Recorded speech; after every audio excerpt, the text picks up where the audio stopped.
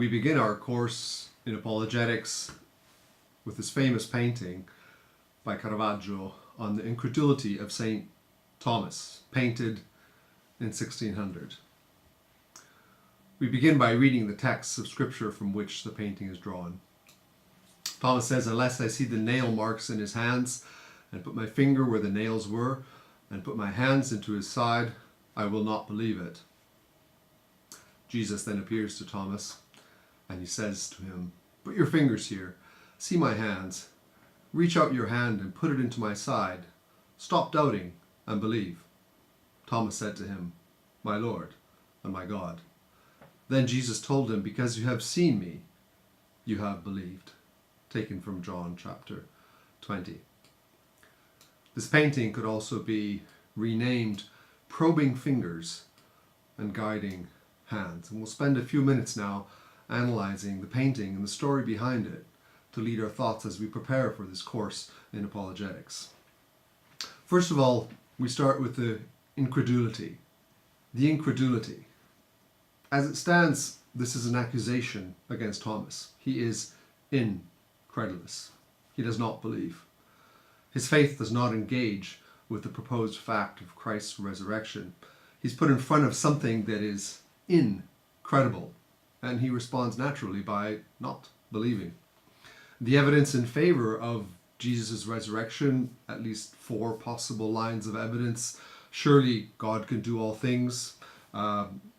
Scripture had testified and foresawn Jesus' resurrection of the Messiah. Jesus himself had said he would rise from the dead, and the other disciples had come to Thomas and said, we've seen the risen Lord, and Thomas wasn't there at the time. But against these 4 favorable evidences, Thomas doubts. Of course, the first belief that God could do anything could be too generic to meet reality. The scriptures, yes, they testified that the Messiah would rise, but they were not understood by Thomas, and nor by the majority of the first disciples, as we see by the story of the Emmaus Road, where Jesus had to open their minds to actually understand that particular scripture. Even what Jesus had predicted, that he was going to rise on the 3rd day, was never really understood by the disciples, and it was so remote from their vision of how things should go that their understanding of scripture and Jesus' witness was obscure. And finally, the evidence of the other witnesses, the other disciples who had told Thomas they had seen Jesus, in Thomas's mind, these were opinion, not fact, and he evidently did not trust second-hand experiences or witnesses. So here Thomas finds himself with the irrationality and the exceptionality of a claim. The evidence is all against the scientific reality of Jesus' death. It was there. He had died. Blood and water had come out of his side. The tomb, he'd been put in the tomb. He'd been embalmed. Everything testified scientifically that Jesus was dead. There was a lack of any sort of normal precedent, except for Lazarus and other resurrections, which maybe Thomas did not have clear in his memory at that moment. But there was also the witness of the women who had seen Jesus. But at the time, the witness of women had no legal value in the courts. And Thomas perhaps perceived this sort of frenzied euphoria amongst the other disciples, and he maybe perceived, well, someone needs to stay rational here. Someone needs to keep their head on their shoulders and not get carried away with what we would like to be true. So we can see in Thomas actually a pretty good critical thinker. He would qualify quite well for higher education, contemporary higher education. He writes his essay critically. He critically examines primary and secondary sources. He compares opinion with evidence. He stays away from the empty rhetoric and seeks out the facts. He doesn't let his emotions or his hopes get in the way of his analysis. Stands above the mass of emotivism and easy final conclusions with the rational detachment of a skeptical scholar that loftily says, well, having considered the options and the theories, we will suspend judgment. Incredulity. So in a way, we are Thomas. Incredulity appears as the way of dignity and scholarly rationalism. And yet, as men and women of faith, with Thomas, we probably also feel the uncomfortable weight of doubt. Our faith inside is nudging to let go, to believe the impossible, to actually fall back, to let go of our rational anchors and securities, to believe the impossible. The indirect pressure of the joyful, although possibly simple-minded community makes Thomas feel less spiritual than the rest. They believe, he doesn't. And in his mind, he may be asking, is it right to doubt? And with him, we can ask the questions, is faith believing that which we know is not true? Should we want to inquire further to gain evidence of our faith and so believe better? Or is that incredulity and even sin? Should Christianity be an intellectual suicide? Or is intellectualism the killer of the Christian faith? Should we just believe and turn our minds off and simply pray until the doubt fades? If apologetics is grounded in doubt and the desire for proof, it is the rational inquiry in defense of the Christian faith. It is the art of St. Thomas, who says, my belief needs something else, and until I have that, my incredulity remains. And so with this painting, as we begin this course, we ask the question, is apologetics legitimate? Are we legitimized with St. Thomas in our doubt? Well, let's look at the painting and at how Caravaggio interprets the story.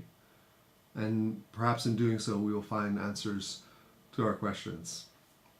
First of all, look at Jesus. The painting is divided neatly into two parts. On the right-hand side are the three disciples, the inquirers, all facing the same way. Jesus is on the other side of the painting. He's robed in white, and the light is coming from his side of the painting. Clearly a sign of divine presence, even of royalty in the risen Lord. Now, hands are always a key in all of Caravaggio's paintings. And so we look a little bit closer at Jesus' hands. First of all, the hand that is pulling back the robe to reveal his wound. Jesus is actually unveiling himself to St. Thomas. There is a revelation to Thomas of that which is going to help his incredulity. Now, this is not required. This is an act of grace as Jesus reveals something that is actually going to help Thomas in his unbelief. With the other hand, we see that Jesus is actually, it rests on Thomas's hand as his finger goes into the wound. And if we notice Jesus' hand here, he's not only guiding Thomas's probing finger, it almost seems like he's pulling the finger into the wound. It's not clutched, but there's a firm hold of Jesus' hand on Thomas's hand as he guides the finger into the wound. There's an active, dynamic participation in the critical exploration to help Thomas's unbelief. It is as if Jesus is saying, Thomas, here's the evidence. Now I'm going to engage you with it. I'm going to pull you into it lovingly but firmly. I really do want you to believe. Rather than rebuke your doubt, I'm going to provide your mind and your senses with what you need. And then we look at Jesus' expression in the painting. It looks as if his eyes are looking at his own guiding hand. He's looking at his hand. He's not looking at the wound. He knows perfectly well where the wound is, and he's focused on guiding Thomas, not on his own wound. And in Jesus' expression, there's no anger, there's no rebuke, there's no sternness in the expression of Jesus. It's not about putting Thomas in his place as an unbeliever. It almost looks like Jesus is holding his breath. His mouth is partially opened, as if he's gasping and holding his breath. There actually seems to be pain. And there probably is pain because there's a finger that is going into a fresh wound. So whereas Thomas's doubt is not condemned, it is also true that the support that Jesus is giving Thomas's faith is not free, is not painless to Jesus himself. So let's look at Thomas instead, the other main figure in the picture. Now, of Thomas, we actually notice his tunic is ripped, whereas Jesus is dressed in a royal sort of white, clean tunic.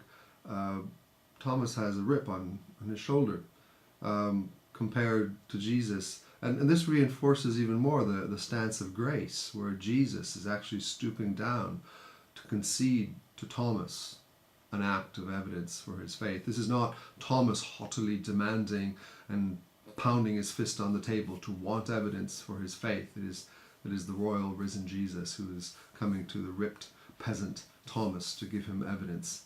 Now look at Thomas's hands. Now the one hand that perhaps could be not seen very clearly because it's in the background is his hand that is resting on his hip.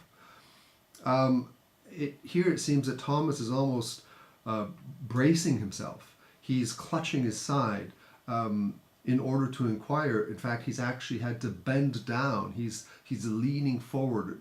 You can see all the muscles on his neck are straining toward the wound. It's almost as if he's holding himself from falling over with his hand.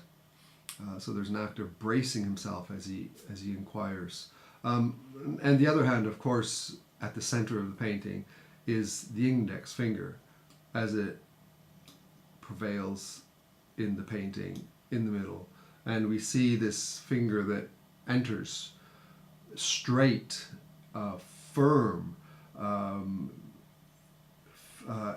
first knuckle deep into Jesus' still fresh wound. And when it came out, that finger was sure to be bloodied.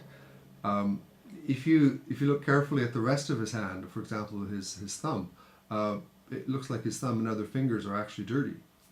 And such an inadequate and potentially even dangerous tool of inquiry to be thrusting into an open wound, all the inadequacies of human inquiry into divine realities and the dangers thereof in this dirty hand that is thrust in to Jesus' wound as Jesus leads him to do so.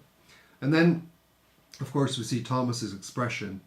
We notice first of all his forehead furrowed with 5 furrows of expression, utter surprise, utter discovery, and behind that forehead that is furrowed, there is a mind that is converting.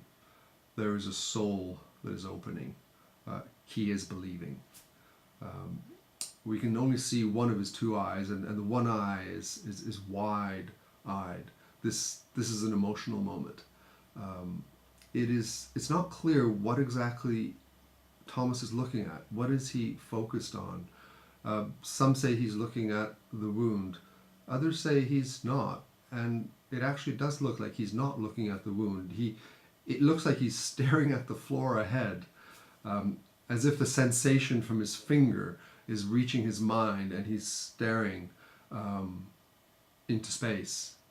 He's looking inward because this is now going to change everything. He's looking backward. He's actually realizing he was wrong.